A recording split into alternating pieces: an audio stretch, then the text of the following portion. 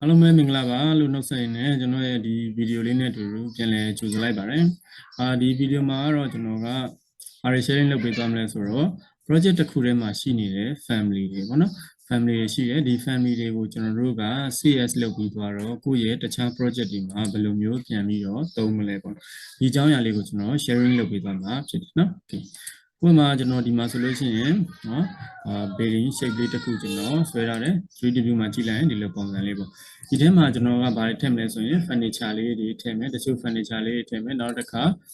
door တို့ window တို့ကျွန်တော်တို့ထည့်မယ်ဒါတွေကိုကျွန်တော်တို့က low family အနေနဲ့ဘယ်လိုမျိုးเนาะခေါ်ထည့်မလဲဒီမှာရှိတဲ့เนาะဒီ project ထဲမှာရှိနေတဲ့ family တွေဥပမာဒီနားမှာဆိုလို့ရှိရင်ကျွန်တော်တို့ကားလေးတွေရှိเนาะဒီမှာဆိုလို့ရှိရင်ဒီမှာကားလေးတွေရှိမယ်နောက်တစ်ခါဒီထဲမှာဆိုလို့ရှိရင်ကျွန်တော်တို့ furniture လေးတွေရှိတယ်ပေါ့နော်ဒီ project ထဲမှာရှိနေတဲ့ family တွေကိုကျွန်တော်တို့ကဘယ်လိုမျိုး CS လုပ်မလဲပြီးသွားရင်ကိုယ့်ရဲ့ project ထဲမှာဘယ်လိုပြန်ပြီးတော့သုံးမလဲပေါ့နော်ဒီအကြောင်းအရာလေးတွေကိုကျွန်တော်ဒီနေ့ sharing လုပ်ပေးသွားမှာဖြစ်ပါတယ် family တွေကိုကျွန်တော်တို့က save မယ်ပေါ့နော် project တစ်ခုထဲမှာရှိတဲ့ family တွေကို save မယ်ဆိုရင်ကျွန်တော်တို့တစ်ခုချင်းစီလည်း save လုပ်လို့ရဥပမာကိုကဒီ family လေးကိုကြိုက်တယ်ဆိုရင်ဒီ family လေးတစ်ခုတည်းကိုပဲကျွန်တော်တို့က save လုပ်လို့ရတယ်အဲ့လိုမှမဟုတ်ဘူးဒီ project ထဲမှာရှိတဲ့ family ဆိုရဲเนาะဒီမှာရှိတဲ့ project browser မှာရှိတဲ့ဒီထဲမှာရှိတဲ့ family တွေအကုန်လုံးကိုလည်းတခါတည်း CS လုပ်လို့ရတယ်ပေါ့နော် okay အဲ့ဒါဆိုရင်ကျွန်တော်တို့အရင်ဆုံး family တစ်ခုချင်းစီကို save လုပ်ကြည့်မယ်ပေါ့နော်ဒီမှာဆိုရင်ကျွန်တော်တို့ဒီထိုင်ကုန်လေးရှိရယ်เนาะဒီထိုင်ကုန်လေးကိုကျွန်တော်ယူလိုက်တယ်ယူပြီးသွားပြီဆိုလို့ရှိရင်ဒီထိုင်ကုန်လေးကိုကျွန်တော်တို့က CS လုပ်ပေါ့နော်အဲဆိုတော့သူ့ကို select မှတ်ပြီးရင် edit family ဆိုပြီးတော့ edit family ကိုကျွန်တော်သွားလိုက်တယ်သွားပြီးတော့တဲ့အချိန်မှာသူ့ကိုဘယ်လိုလုပ်မလဲဆိုတော့ဒီ family ကို file တွေကနေပြီးတော့ CS family လို့ပြောပြီးရင်ကျွန်တော်တို့ဒီမှာ desktop ကိုသွားလိုက်เนาะ CS family ကို desktop ကိုသွားလိုက်တယ်desktop ထဲမှာကျွန်တော်ဒီမှာ new folder ဆိုပြီးတော့ create လုပ်လိုက်เนาะ desktop ထဲမှာကျွန်တော် new folder ဆိုပြီးတော့ create လုပ်လိုက်တယ်ဒီညဒီမှာဒီဟာလေးပေါ့เนาะ new folder အဲ့ထဲကမှ family ဆိုပြီးတော့ပြီးတယ်ဒီထဲကိုကျွန်တော်တို့ဝင်ပြီးသွားရင်ဒီထိုင်ကုန်လေးကိုကျွန်တော်တို့က save လုပ်เนาะဒီမှာကျွန်တော်တို့ကမှတ်မိလွယ်အောင်လို့ဆိုပြီးတော့ဒီမှာ date လေးနဲ့ဒီပုံစံ date လေးတစ်ခုကျွန်တော်တို့ပေးလိုက်ပြီးတော့ကျွန်တော်တို့ save လုပ်လိုက်ဒါဆိုရင်ဒီ family လေးကကျွန်တော်တို့ပေးလိုက်တဲ့ဒီ date လေးနဲ့ save ဖြစ်သွားပြီပေါ့နော်ဒါလေးကျွန်တော်တို့က save ဖြစ်သွားပြီအဲဒါတော့ကျွန်တော်တို့ကဒီ project ထဲမှာเนาะကျွန်တော်ရဲ့ဒီ project လေးထဲမှာ family file လေးတွေကိုခေါ်ထည့်မယ်အဲ့လိုမျိုးခေါ်ထည့်ဖို့အတွက်key တွေကနေပြီးတော့ component တွေက place component တွေကိုဝင်ပြီးတော့ကျွန်တော်တို့ကဘာလေးတွေရှိဘာ family လေးတွေထိုင်ကုန်လေးတွေပါတယ်ရှိလဲဆိုတာဝင်ကြည့်လိုက်နော်ကြည့်လိုက်ရင်ဒီပေါ်သုံးမှာဒီ deck ဆိုတဲ့ဟာလေးတစ်ခုပဲရှိအဲဒါတော့ကျွန်တော်တို့ low family ဆိုပြီးတော့ပြောလိုက်မယ်ဒီမှာ insert ထဲကနေ low family ဆိုပြီးတော့ကျွန်တော်တို့က family file တွေကို low family ခေါ်ထည့်မယ် desktop တွေက new family ဆိုတဲ့အထဲမှာဒီမှာကျွန်တော်တို့ save လုပ်ထားတဲ့ file နော်ဒီမှာဆိုရင် list အနေနဲ့ကျွန်တော်ကြည့်လိုက်ဒီမှာလေ date လေးနဲ့ဆိုတော့ကျွန်တော်ပေးထားတယ်ဒီ date လေးနဲ့ family လေးရောက်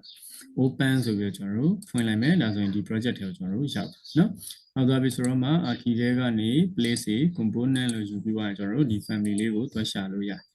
ဒီမှာဆိုရင်ဆိုတော့ကျွန်တော်တို့ကဒီတစ်ခုလေးပဲ deck ဆိုတဲ့ဟာလေးတစ်ခုလေးပဲရှိတာအခုကျတော့ကျွန်တော်တို့ low family ခေါ်ထည့်လိုက်တယ်ဒီမှာ C single width ပါညာဆိုတဲ့ဒီဟာလေးရောက်တယ်ဟုတ်နော် okay ဒါလေးကိုကျွန်တော်တို့ကနေရာချမယ်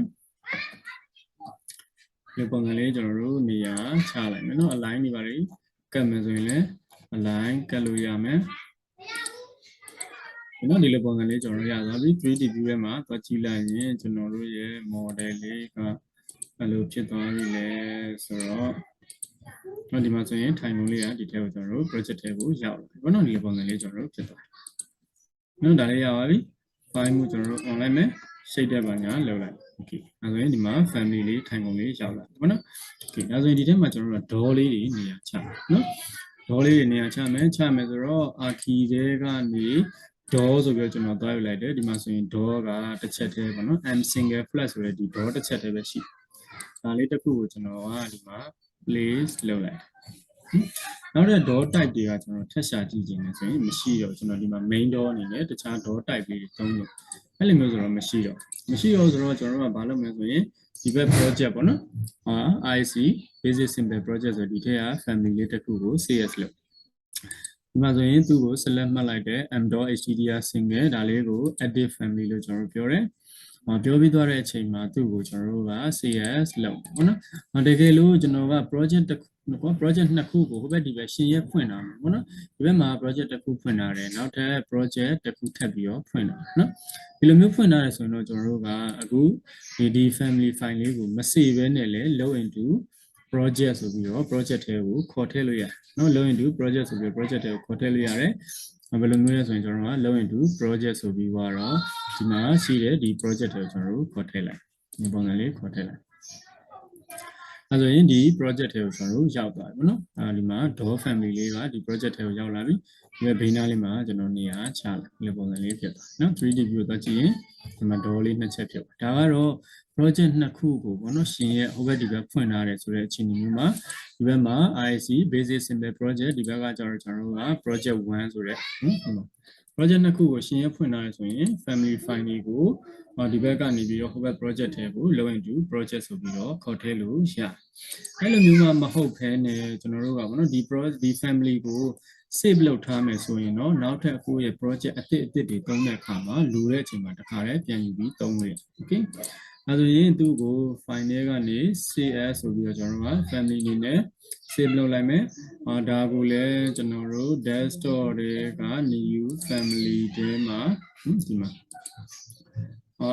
.htdr ကိုပဲကျွန်တော် name လေးတစ်ခုထပ်ပြီးတော့ပေးလိုက်မယ်နော်ဒီဟာနဲ့ဆိုရင်မျက်စိထဲမှာရှုပ်နေမှာဆိုလို့2022ခုနှစ်9လပိုင်း4ရက်နေ့ဆိုပြီးပေးလိုက်မယ် option ထဲမှာကိုလိုချင်တဲ့ file ရေးအတွက်လေးထားလိုက်မယ်backup file ရေးအတွက်လေးထားပြီးတော့ save ဆိုပြီးလုပ်အဲဆိုလို့ရှိရင်ဒီ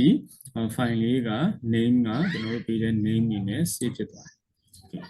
အဲဆိုကျွန်တော်တို့ကဒီ family လေးကိုနော်ဒါကတော့သူက original ရှိနေပြီသားနော်သူ့ရဲ့ name ကလေးလို့အရှိနဲ့ငါလေးရှိနေပြီအဲ့ဒါကိုကျွန်တော်တို့ကနောက်ထပ် name တစ်ခုနဲ့ CS လုပ်လိုက်လုပ်ပြီးဒီ project တွေကိုခေါ်ထည့်အဲဆိုရင် insert ထဲက load family ဒီမှာ m.htdr ဆိုရဲကျွန်တော်တို့ဒီမှာ name လေးနဲ့2022ခုနှစ်9လပိုင်း4ရက်နေ့ဆိုရဲဒီနေ့ date လေးနဲ့ကျွန်တော်တို့က open ဆိုပြီးတော့လုပ်လိုက်တယ်ဒါတော့ဒီထက်ကိုကျွန်တော်တို့က family file လေးခေါ်ထည့်လိုက်အဲ့လိုချင်းမျိုးမှာအခီထဲမှာ door ကိုသွားကြည့်မယ်ဆိုရင် door က type ဘယ်နှခုဖြစ်နေမလဲ3ခုပေါ့နော်ဒါကဒီမှာသုံးထားတဲ့ door လေးကဒီ type တစ်ခုနဲ့ရှိနေမယ်နောက်တစ်ခုကကြတော့ဒါ original template ထဲမှာပါတဲ့ doorဒီနောက်တစ်ခုကကြတော့ကျွန်တော်ဒီမှာဆိုလို့ရှိရင်ကျွန်တော်တို့နောက်ဆုံး CS လုပ်လိုက်တဲ့ဒီ date လေးနဲ့ထည့်တာတော့လေးထားလို့ရတယ်နော်အဲဒါဆိုတော့မှသူ့ကိုယူပြီးတော့ကျွန်တော်တို့ကကိုလိုဒီလိုမျိုးနေရာချလို့ရတယ်ဒီလိုပုံစံလေးကိုကျွန်တော်တို့သုံးလို့ရတယ်ဘုန်းတော်ဒါကတော့ဗာလဲဆိုရင် project တစ်ခုထဲမှာရှိနေတဲ့ family file တွေကိုကျွန်တော်တို့က CS လုပ်ပြီးတော့ကိုလိုတဲ့အချိန်မှာပြန်ပြီးတော့သုံးလို့ရအောင်လုပ်တာနော်ဒီပုံစံလေးရဒီမှာဆိုလို့ရှိရင်လည်းကျွန်တော်ဒါလေးကို select မှတ်ကြည့်လိုက်မယ်ဒီမှာwind power generator ဆိုတဲ့ဟာလေးဒါလေးကို active family ဆိုပြီးတော့ပြောလိုက်မယ်ပြောပြီးသွားရင်ကျွန်တော်တို့ကဒါလေးကို CS လုပ်ပေါ့နော် file ထဲကနေ CS family ဆိုပြီးတော့ CS လုပ်မယ်သူ့ကိုလည်းဒီမှာ date လေးတစ်ခုထည့်လိုက်မယ်နော်မမီလွယ်အောင်လို့ကျွန်တော်တို့ကြာရှိပြီးသားဟာကြီးဆိုပြီးတော့ရောနေမှာဆိုလို့ဒီမျိုးလေး CS လုပ်လိုက်ဟုတ်နော်ဒီရဲ့အချိန်မှာသူ့ကိုပြန်ပြီးတော့ကျွန်တော်တို့ပိတ်လိုက်မနော်ဒီ project တွေကိုကျွန်တော်တို့ကခေါ်ထည့်မယ်ဒီ project တွေကိုခေါ်ထည့်မယ် okay ဒါဆိုလို့ရှိရင်သူ့ကိုကျွန်တော်တို့က insert ထဲကနေသွားပြီးတော့ခေါ်ထည့်မယ်အရင်ဆုံးသူကရှိနေလားမရှိနေလားဆိုတော့ကျွန်တော်ဒီမှာသွားကြည့်ကြည့်လိုက်ရင်ဒီ family လေးကဒီထဲမှာကျွန်တော်တို့မရှိနေဘူးပေါ့နော်ဒီလိုပုံစံလေးဖြစ်မရှိနေတဲ့ဟာလေးကိုကျွန်တော်တို့က insert ထဲကနေ load family လို့ပြောပြတော့ဒီwind power generator ဆိုတဲ့ဟာလေးကိုကျွန်တော်တို့ရဲ့ဒီ project 1နဲ့ကိုခေါ်ထည့်လိုက်တယ်ဒီကိုကျွန်တော်တို့ရောက်လာပြီဆိုတော့မှဒီကနေ place component နဲ့တွက်ကြည့်လိုက်မယ်ဆိုရင်ဒါလေးကျွန်တော်တို့ရှာလို့နော်ဒီလိုပုံစံနဲ့ကျွန်တော်တို့က project တစ်ခုထဲမှာရှိနေတဲ့ family တွေကိုတခြား project ထဲတခြား project မှာသုံးဖို့အတွက် CS ဆိုပြီးတော့လုပ်လို့ရမယ်အဲ့လို CS တာလောက်ထားမယ်ဆိုရင်ကိုယ့်ရဲ့နော် project တွေဆွဲတဲ့အချိန်မှာလိုတဲ့နေရာမှာကျွန်တော်တို့ပြန်ပြီးတော့အချိန်မီပြီးသုံးလို့ရှာနော် okay နောက်တော့ဗာလဲဆိုရင် family တွေကိုတစ်ခုချင်းစီကျွန်တော်တို့က CS လုပ်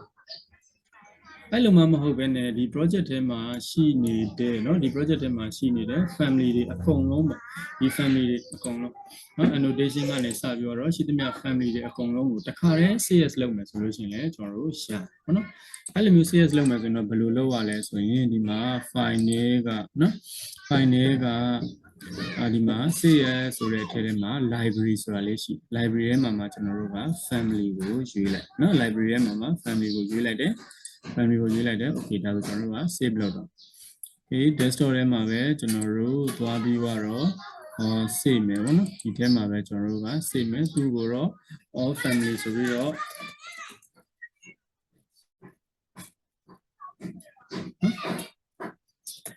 family ဆိုပြီးတော့ကျွန်တော်တို့ဒီလိုပုံစံလေးပေးလိုက်မယ်ပေါ့နော်ဒီထဲကို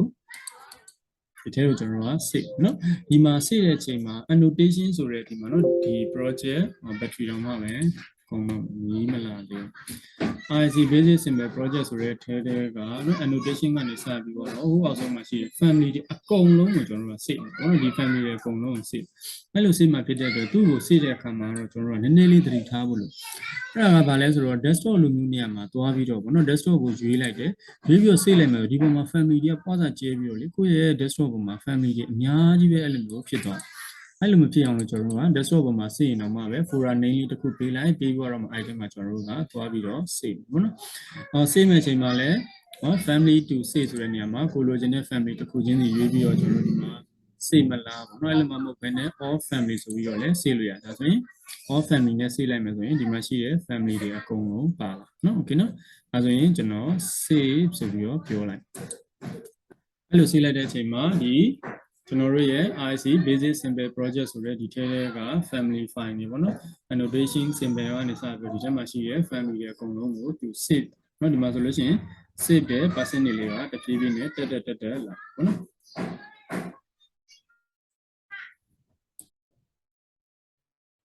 ဒါဆိုလို့ရှိရင်ကျွန်တော်တို့ဒီမှာ CS လောက်ထားတဲ့ family လေးတွေကို